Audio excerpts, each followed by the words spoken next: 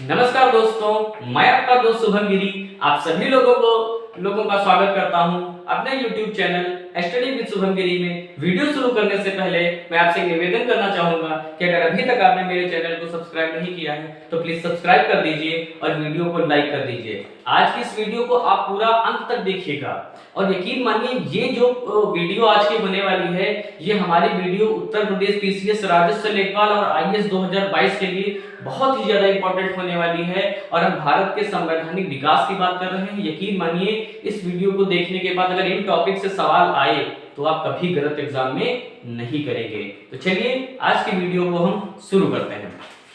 पिछली वीडियो में हमने बात की थी भारत सरकार अधिनियम 1909 तक और आज हम बात करेंगे उसी के आगे भारत सरकार अधिनियम 1919 की। तो सबसे पहला जो पूछा जाने वाला एग्जाम में सवाल है कि मॉन्टेग्यू चेम्सफोर्ड अधिनियम के नाम से किसे जाना जाता है। तो मॉन्टेग्यू चेम्सफोर्ड अधिनियम के नाम से 1919 के अधिनियम को जाना जाता है क्योंकि मॉन्टेग्यू जो थे वो उस समय भारत के सचिव थे और जो चेम्सफोर्ड थे वो भारत के वायसराय थे, इसीलिए इसको मॉन्टेग्यू चेम्सफोर्ड अधिनियम की संज्ञा दी जाती है। हमेशा याद रखिएगा कोई भी अधिनियम हो चाहे 9 की बात करें या 1919 की बात करें, जो पहला नाम होता है वो भारत राज्य सचिव का होता है और जो दूसरा नाम होता है वो वायसराय का नाम होता है। इसके बाद देखिएगा जो भारत सरकार अधिनियम 1919 की घोषणा हुई थी वो ब्रिटेन सरकार ने इसकी घोषणा की थी और 20 अगस्त 1917 को की थी कि हम भारत में एक ऐसी सरकार का गठन करेंगे जो उत्तरदायी हो। कैसे हो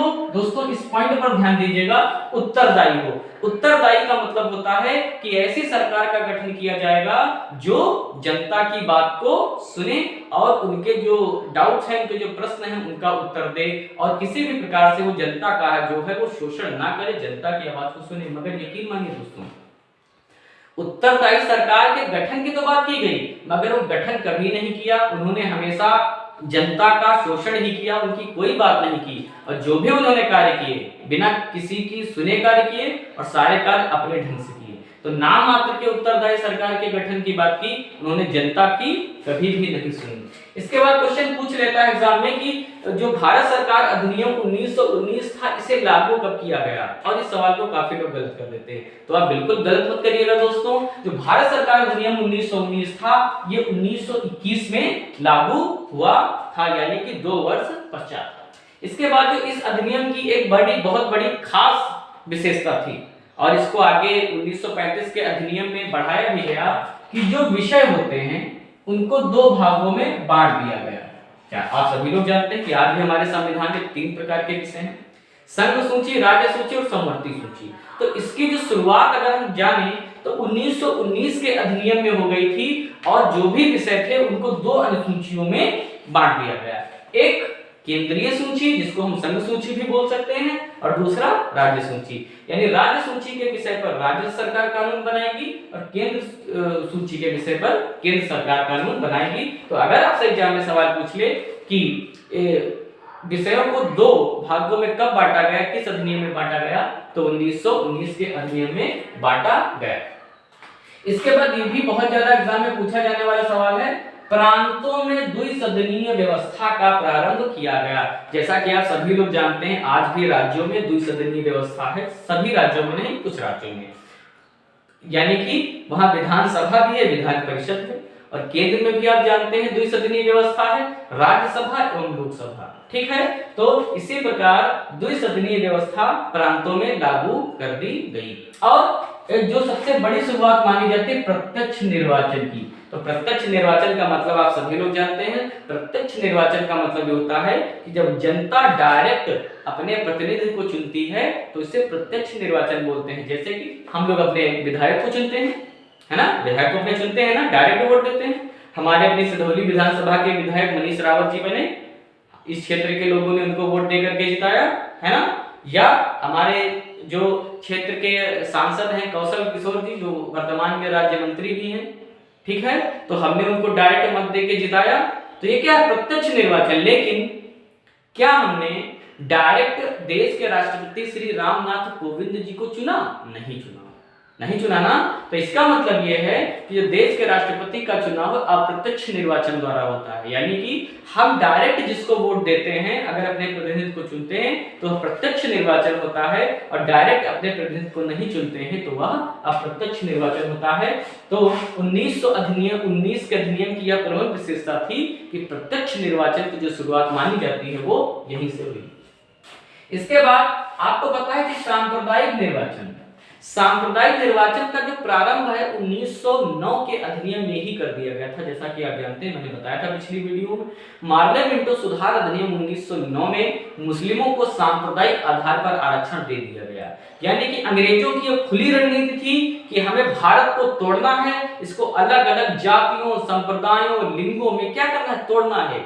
क्योंकि अगर हम राष्ट्रीय एकता को जितने ज्यादा दिनों तक तोड़ कर रख पाएंगे, उतना ज्यादा ही हम भारत पर लंबे समय तक शासन कर पाएंगे। तो ये उनकी बहुत ही सोची समझी चाल थी, और इस सांप्रदायिकता को बढ़ाते हुए, यानी पहले उन्होंने भारत में से मुस्लिमों को तोड़ा, उनके अंदर जहर घोला, इसके बाद उन्होंने क्या किया, सिखों को भी दे दिया, सिखों को भी भड़काया कि आपको भी आरक्षण चाहिए, आप भी अलग से लड़ें, ताकि ये जो भारत की एकता है, राष्ट्रीय अखंडता है, इसको ज्यादा से ज्यादा तोड़ा जाए। तो सांप्रदायिक निर्वाचन का विस्तार किया गया।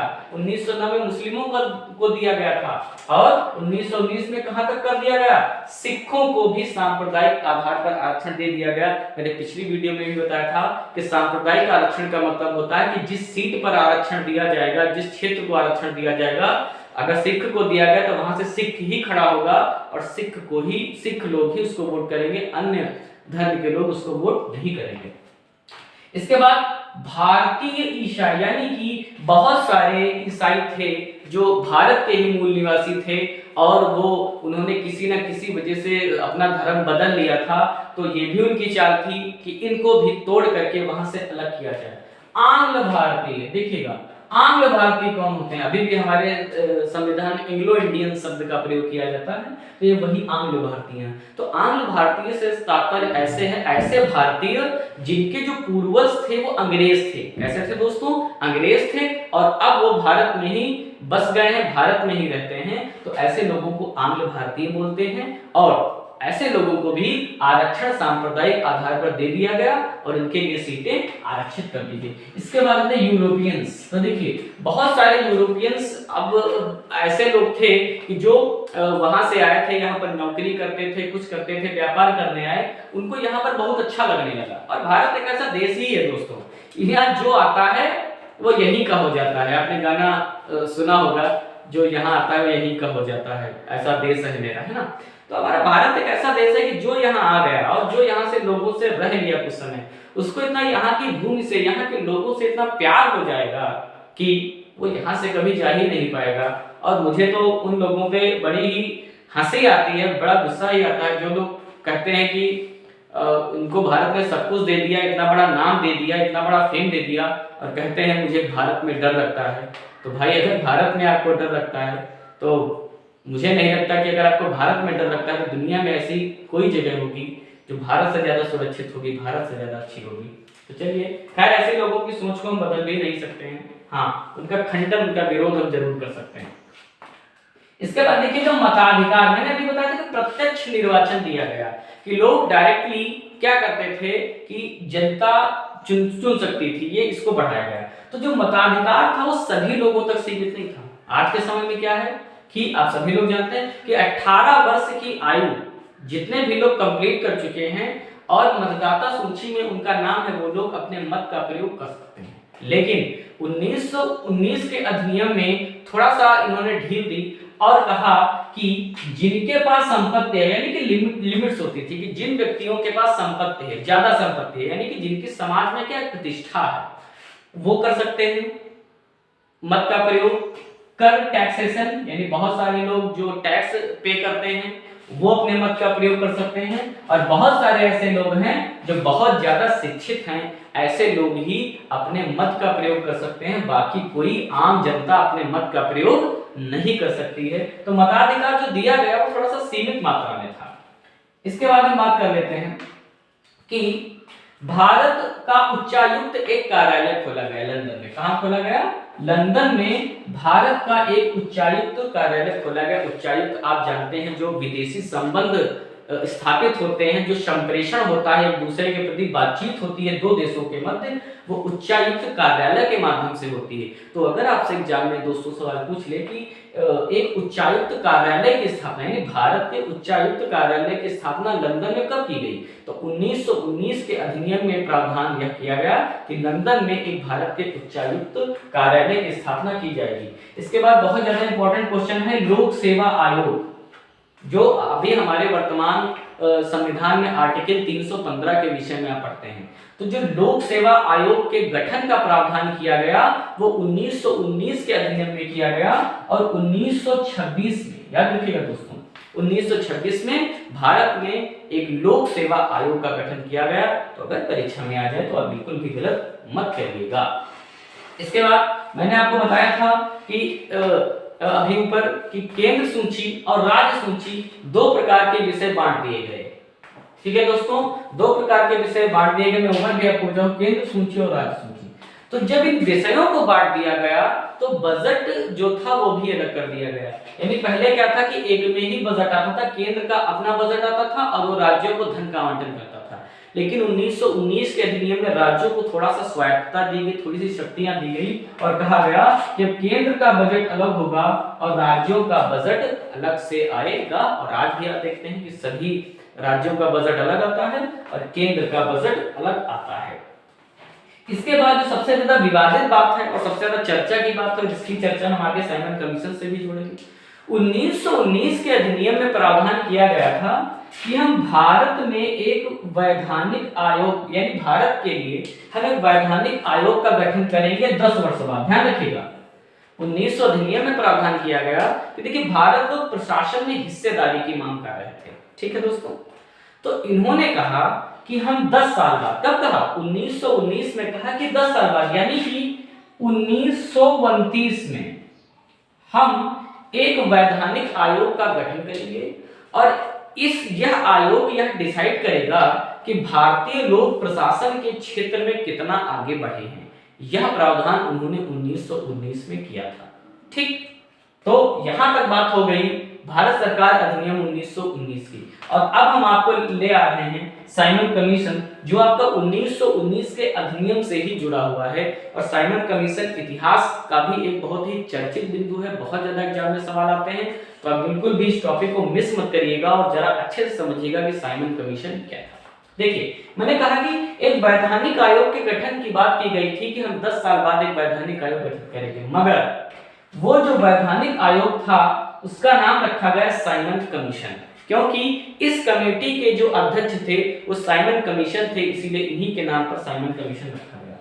और इसका जो गठन कर लिया गया वो नवंबर 1927 में कर लिया गया। कब कर लिया गया दोस्तों? नवंबर 1927 में। यानी कि आपने गठन की बात कही थी कि 10 साल बाद करेंगे, यानी कि 1929 में साइमन आयोग का गठन होना था, मगर आपने गठन कब कर लिया?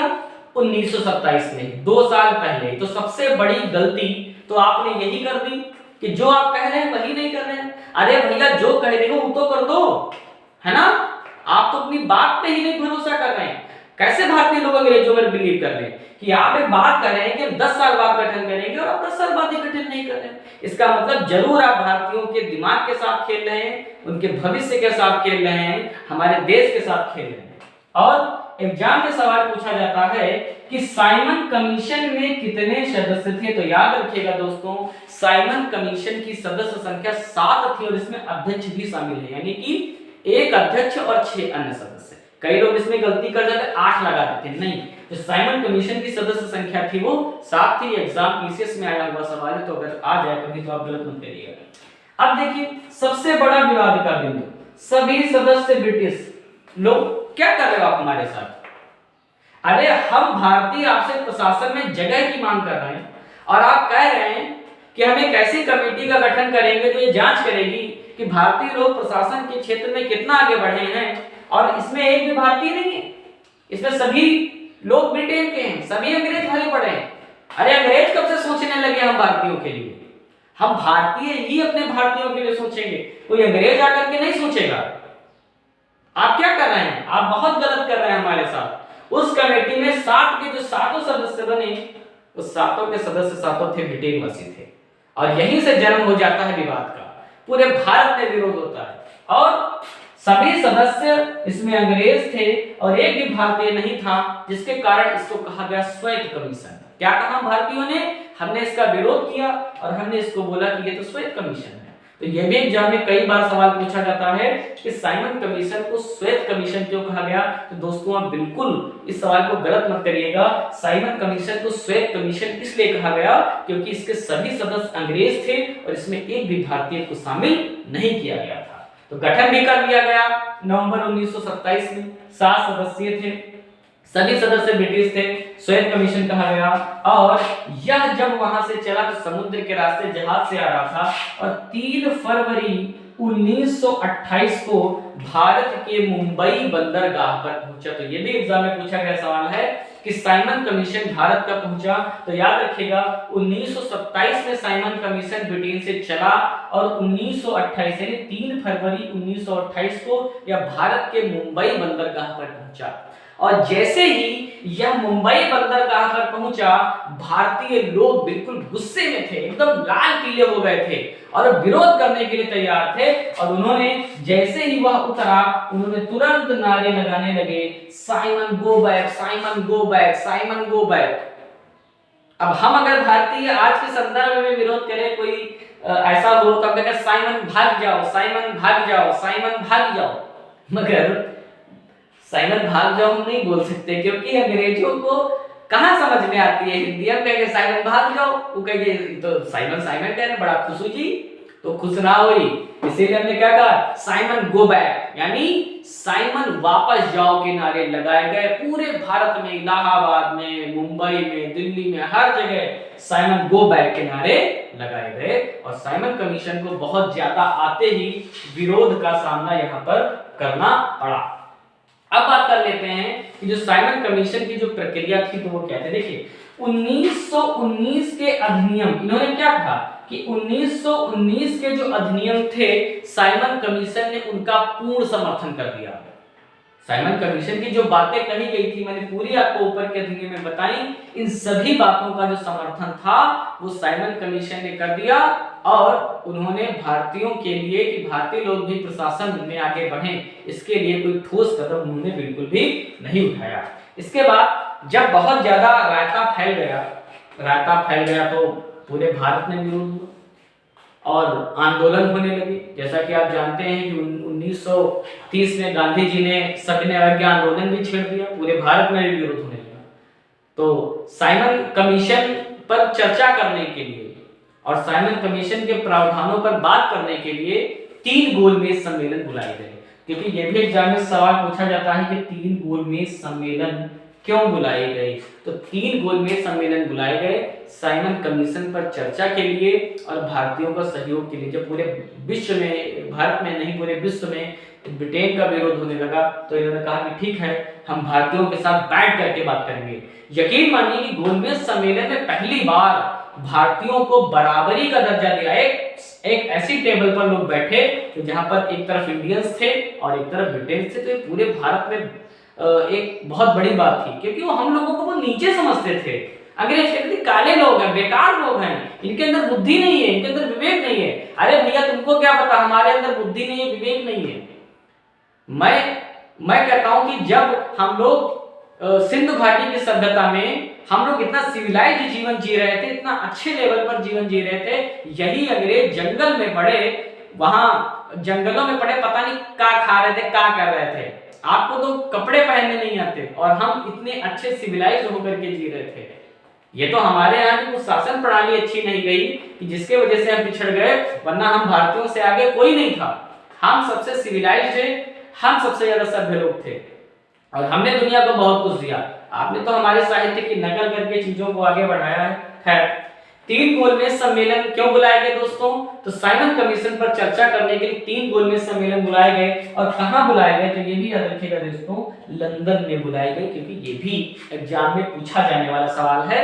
और तीन गोलमेज सम्मेलन तीनों लगातार हुए, पहला 1930 में, फिर 1931 में और तीसरा 1932 में। और यहाँ से एक सवाल पूछ लेता है एग्जाम में क्या कि वह कौन से व्यक्ति थे जिन्होंने तीनों गोलमेज सम्मेलनों में प्रतिभाग किया? तो डॉक्टर भीमराव अंबेडकर एकमात्र ऐसे व्यक्ति थे जिन्होंने तीनों गोलमेज सम्मेलनों में प्रतिभाग किया था।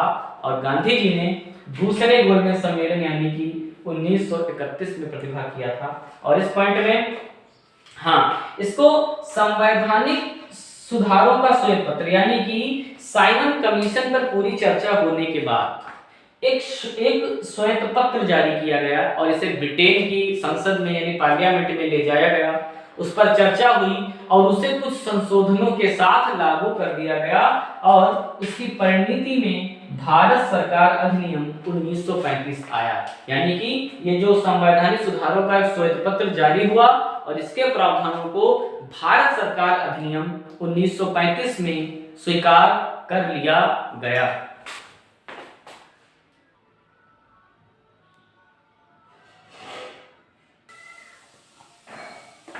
चलिए दोस्तों, आगे की वीडियो में हम बात करेंगे भारत सरकार अधिनियम 1935 तक की। तो यहाँ तक मेरे ख्याल से आपको चीजें समझ में आ गई होंगी।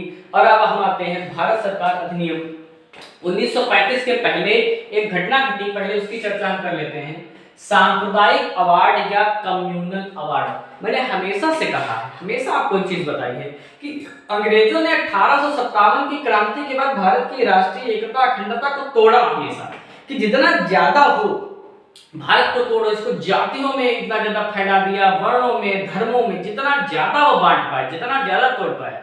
क्योंकि जब लोगों की विचारधाराएं अलग होने लगती हैं तो लोग एक दूसरे से नफरत करने लगते हैं, उनके साथ संबंध नहीं बनाना चाहते। और अंग्रेज भी यही चाहते थे कि भारत जितना ज्यादा टूटे, जितना ज्यादा ये अलग रहेगा, जितना ज्यादा लोगों के अंदर एक दूसरे के प्रति नफरत रहेगी, हम उतना ही ज्यादा यहाँ प्रशासन कर पाएंगे। तो चलिए सबसे पहले बात कर लेते हैं सांप्रदायिक अवार्ड यानी कम्युनल अवार्ड होता क्या है। इसके नाम से ही लग रहा होगा सांप्रदायिकता, समझ रहे हैं आप?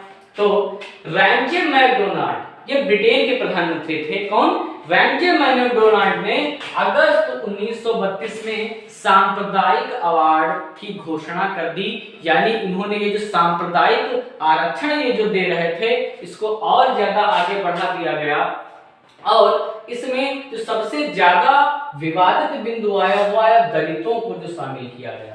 यानी कि अभी तक क्या था, सिख अलग थे, मुस्लिम अलग थे या यूरोपियंस अलग थे।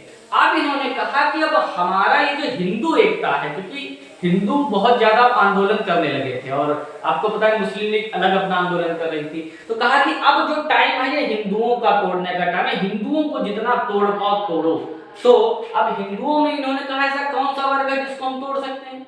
तो इन्होंने बैठ करके आपस में चर्चा की और पूरा निचोड़ निकाला कि जो दलित वर्ग है इसके अंदर कुछ अंदर ऐसा है कि ये उच्च वर्ग के प्रति थोड़ा सा सशंकित रहता है या ऐसा समझता है कि उच्च वर्ग ने इस नीचे दलित वर्ग पर बहुत ज्यादा प्रताड़ित किया। इन्होंने कहा कि इस बात का चलिए फायदा उठाते हैं और दलितों को सांप्रदायिक आरक्षण दे दिया। यानी कि कुछ सीटें निश्चित कर दी कि अब दलितों के लिए भी सीटें आरक्षित होंगी, वहां से दलित ही खड़ा होगा और दलित लोग ही वोटेंगे। अब जैसे ही इसकी घोषणा हुई पूरे भारत में एक आग से लग गई और गांधी जी आपको पता है कि उस समय जेल में बंद थे। सविनय अवज्ञा आंदोलन के बाद आपको पता है दांडी सत्याग्रह के बाद गांधी जी को गिरफ्तार करके पुणे की यरवदा जेल में डाल दिया गया था। तो ये बात जैसे ही गांधी जी के कानों में पड़ी तुरंत उन्होंने आमरण अनशन शुरू कर दिया। देखिए गांधी जी का बहुत बड़ा हथियार था कि जैसे कुछ होता था वो तुरंत आमरण अनशन करने लगते थे, क्योंकि उनको लगता था कि लोग उनको चाहते हैं, लोग उनसे प्यार करते हैं। हम भी अपने घर में गुस्सा आ जाते तो आमरण अनशन करते थे, ना ही खाना खाई जाओ। तो ये तो खैर घर की बात हो गई, मगर वहां पर एक राष्ट्रीय स्तर पर बात थी कि गांधी जी ने आमरण अनशन प्रारंभ कर दिया और कहा कि जब तक इसकी वापसी नहीं होगी मैं अन्न का एक दाना भी ग्रहण नहीं करूंगा। काफी दिन बीतने लगे और गांधी जी की जो हालत थी वो खराब होती चली गई। ये बात डॉक्टर भीमराव अंबेडकर के कानों में गई क्योंकि उन्होंने दलितों के आरक्षण का समर्थन किया था और लोगों पेपर्स में न्यूज़पेपर के माध्यम से यह न्यूज़ चल पड़ी कि अगर गांधी जी को कुछ हो गया जेल में और बिना अन्न के उनकी मृत्यु हो गई तो इसका जो जिम्मेदार है वो कहीं डॉक्टर साहब भीमराव अंबेडकर को समझ ना लिया जाए। और डॉक्टर भीमराव अंबेडकर हमारे बहुत बड़े बुद्धिमान व्यक्ति थे जो देश के बारे में सोचते थे। वो यरवदा जेल में जाते हैं, गांधी जी से मिलते हैं। और कब जाते हैं? तो पुणे की यरवदा जेल। यह भी पूछा जाता है कि गांधी जी को किस जेल में बंद किया गया था। तो याद रखिएगा यरवदा जेल कहाँ है? पुणे में। शाम 5 बजे। कब? याद रखिएगा दोस्तों, शाम 5 बजे। दिवस था 24 सितंबर 1932 और गांधी जी और डॉक्टर भीमराव अंबेडकर की मुलाकात हुई। फिर से रिपीट कर रहा हूं, 24 सितंबर 1932 को पुणे की यरवदा जेल में शाम को 5 बजे गांधी जी से मुलाकात करने जब अंबेडकर जी पहुंचते हैं तो देखते हैं गांधी जी लेटे हुए हैं और बिल्कुल समझ लीजिए उनकी हालत ऐसी है कि शायद उनकी कभी भी मृत्यु हो सकती है। तो डॉक्टर भीमराव अंबेडकर ने बड़े दुखी मन से गांधी जी से कहते हैं कि बापू, मैं हमेशा से दलितों के अधिकारों की बात करता आया हूं और मैं इसलिए अपनी इसको वापस नहीं ले रहा हूं कि मैं गलत हूं, मैं अभी भी सही हूं और मुझे दलितों को बराबर लाना है समाज की जो मुख्य धारा से बिछड़ रहे हैं। मगर अगर आपको कुछ हो गया तो ये देश आपकी जो मृत्यु का दोषी है मुझे समझेगा। और यहीं से गांधी जी का और अंबेडकर का जो पैक्ट होता है इसे पूना पैक्ट के नाम से जाना जाता है। और यहाँ पर जो सांप्रदायिक आरक्षण था इसको वापस ले लिया गया, मगर दलितों के लिए जो सीट्स थी वो बढ़ा दी गई, यानी कि सांप्रदायिक आरक्षण खत्म कर दिया गया। जैसे कि जो आज वाली व्यवस्था है वही लागू कर दी गई। जैसे कि जो हमारी सिधौली विधानसभा है ये अनुसूचित जाति के लिए आरक्षित है, लेकिन वोट तो सभी लोग देते हैं ना, तो ये कोई सांप्रदायिक आरक्षण नहीं, ये सिर्फ आरक्षण है। तो इसको लागू कर दिया गया और सीटें भी बढ़ा दी गई। तो ये पूना पैक्ट था। इसके बाद आज के हम अंतिम अधिनियम की बात करेंगे, भारत सरकार अधिनियम 1935 की। तो अभी मैंने बताया था कि संवैधानिक सुधारों का जो श्वेत पत्र था उसको ब्रिटेन की पार्लियामेंट ने कुछ संशोधनों के साथ पारित कर दिया और भारत सरकार अधिनियम 1935 में उसको प्रावधानों को शामिल कर लिया गया।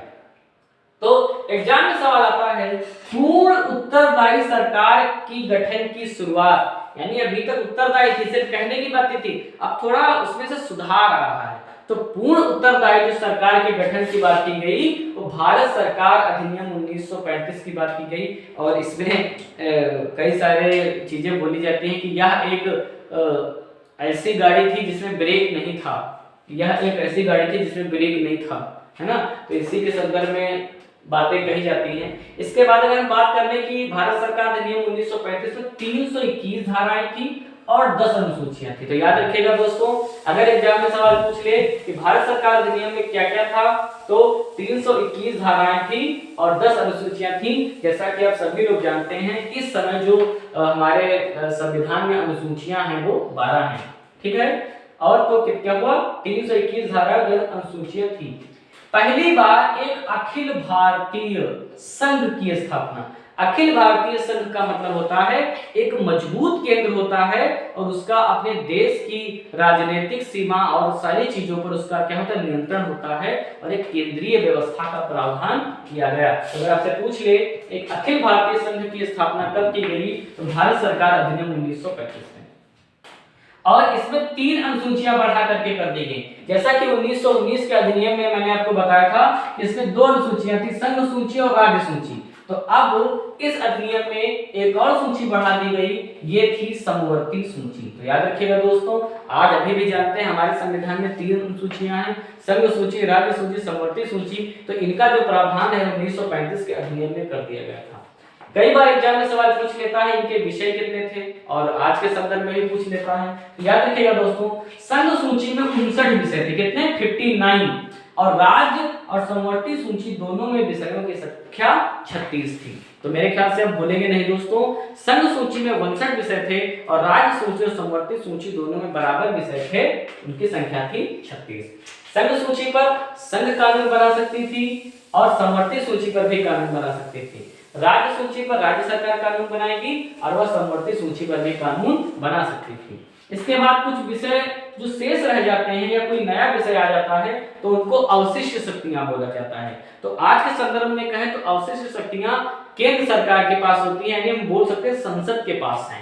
लेकिन जो उस समय अवशिष्ट शक्तियां थी, वायसराय पावरफुल होता था जैसा कि आप सभी जानते हैं। तो अगर आपसे पूछ ले कि अवशिष्ट शक्तियां किसके पास होती थी तो आप बिल्कुल उत्तर गलत मत करिएगा, वायसराय लगाइएगा।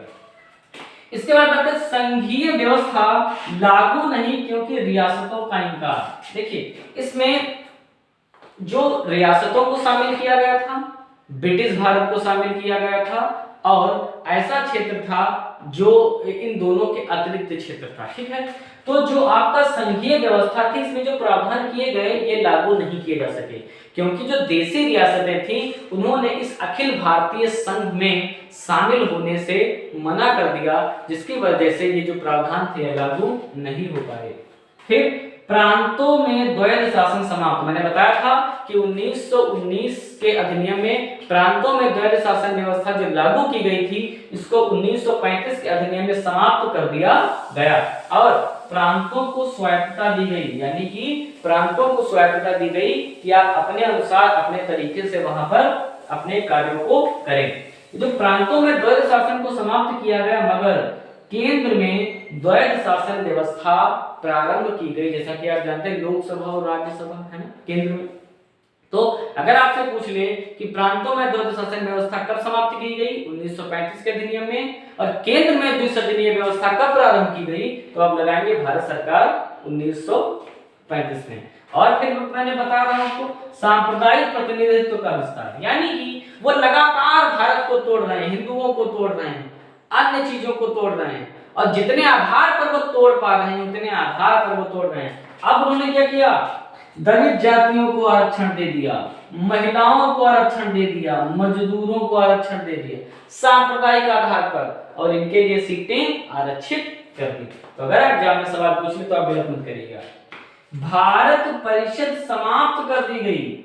आपको पता है कि 1858 के अधिनियम में यह प्रावधान किया गया था कि भारत का एक राज्य सचिव होगा और उसकी सहायता के लिए 15 सदस्यीय कमेटी का गठन किया गया और एक कमेटी भारत में ही गठित की जाती थी, ठीक है। तो ये जो कमेटी थी इसको समाप्त कर दिया गया कब 1935 के अधिनियम में और अब ब्रिटेन में ही उसकी सहायता के लिए एक सलाहकार कमेटी गठित की गई। ठीक है दोस्तों, मेरे ख्याल से समझ में आया होगा कि जो भारत परिषद थी इसको समाप्त कर दिया गया और 1935 में प्रावधान किया गया कि ब्रिटेन में ही एक कमेटी होगी जो भारत सचिव की सहायता करेगी। मताधिकार को बढ़ाया गया और अब इसको बढ़ा करके कर दिया गया 10%, यानी लगभग 10% जो लोग थे वो अपने मत का प्रयोग करते थे।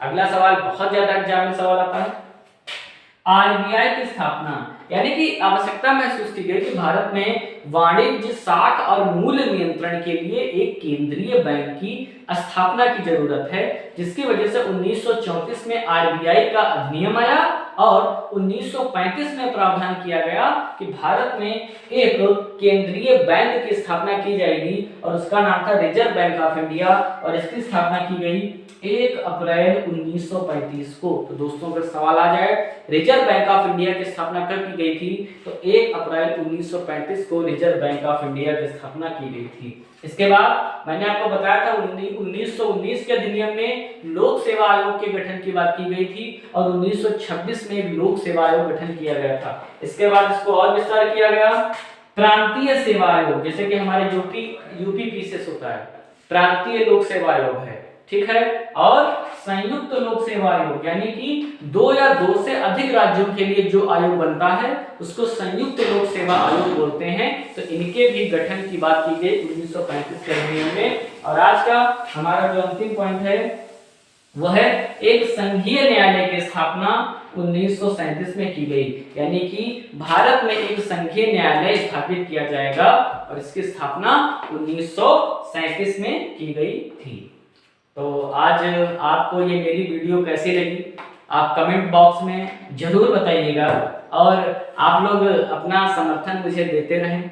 वीडियो को अगर अभी तक लाइक नहीं किया है तो लाइक कर दीजिए, चैनल को अगर सब्सक्राइब नहीं किया है तो प्लीज़ सब्सक्राइब कर दीजिए। अगर आपको मेरी वीडियो अच्छी लगी हो और आपको लगता हो कि आपके दोस्तों के लिए जो लोग कंपटीशन की तैयारी कर रहे हैं उनके लिए कुछ काम आ सकती है, इसमें इंपॉर्टेंट चीजें हैं, तो अपने दोस्तों में इस वीडियो को शेयर जरूर कर दीजिए। ज्यादा से ज्यादा मेरा समर्थन करिए। मैं हमेशा बोलता हूँ आपका समर्थन ही मेरी ताकत है, ठीक है। आपके समर्थन से ही मेरे में ऊर्जा का संचार होता है। तो चलिए इन्हीं शब्दों के साथ मैं अपनी वाणी को विराम देना चाहूंगा। शाम को 8 बजे हम आपसे लाइव क्लास लेकर के आएंगे और वहां पर हमें क्विज लेकर के आएंगे यूपी पीसीएस 2022 के लिए। आप ज्यादा से ज्यादा लोग शामिल हो रात में 8 बजे। और तब तक के लिए आप लोग अपना ख्याल रखें, स्वस्थ रहें, मस्त रहें, व्यस्त रहें और पढ़ते रहें। और मेरे साथ बोलिए जय हिंद, जय भारत।